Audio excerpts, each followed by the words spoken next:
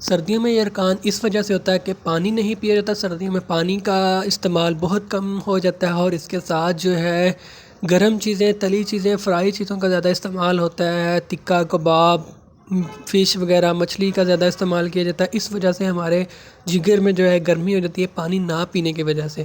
تو اس کا جو ہے آپ نے علاج کیسے کرنا ہے؟ علاج آپ نے ایسے کرنا ہے کہ آپ نے مالٹے لینے ہیں، مالٹے کا جوس بنانا ہے۔ آپ نے دن میں 12 بجے 1 گلاس آپ نے مالٹے کا جوس پینا ہے۔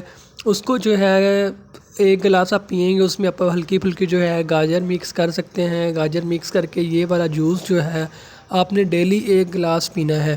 اور اس کے ساتھ جو ہے آپ نے دن کا جو ہے 12 بجے کھانا نہیں کھانا، صرف یہ پینا۔ اگر بھوک لگتی ہے تو آپ 2-3 گھنٹے بعد کچھ کھا سکتے ہیں۔ اور مچھلی کا بالکل آپ نے پرہیز کرنا ہے، تکہ کباب وغیرہ تلی چیزیں جو ہے بالکل آپ نے چھوڑ دینی ہے۔ 7 دن یہ آپ نے پینا ہے، 7 دن میں انشاءاللہ آپ کا جو ہے یرقان بالکل ختم ہو جائے گا۔ اگر پھر بھی آپ محسوس کرتے ہیں تو 15 دن اس کو استعمال کریں، انشاءاللہ آپ کا یرقان بالکل ختم ہو جائے گا۔